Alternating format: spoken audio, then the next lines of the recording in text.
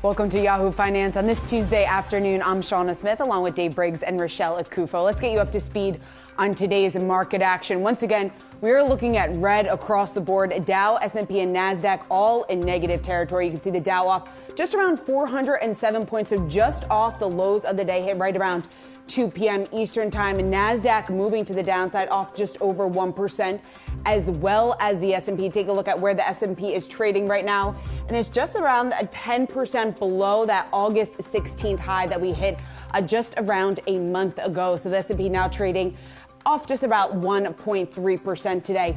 The big news, though, is what's going on in the bond market. So let's take a look at the 10-year yield here. The 10-year note moving to the upside at 3.57 here. A lot of focus, though, on what we're seeing in the 2-year. The 2-year yield rising just short of 4%. And I want to take a look at the spread here between the 10 and the 2, because firmly in negative territory. And we know that spread, obviously, an indicator here of a potential recession. So an important just chart here to keep in mind, the spread between the 10 and the 2. When you take a look at that 2-year yield, though, marching towards 4%, the highest level that we have seen in quite some time since 2007. I also want to point to the strong U.S. dollar once again today on an intraday basis. You can see the march to the upside here, up just around 0.5% above 110. So something to keep in mind here as we await tomorrow's decision from the Fed. Taking a look at the sector action on an intraday basis, red across the board. All 11 of the S&P sectors moving to the downside. Biggest losses today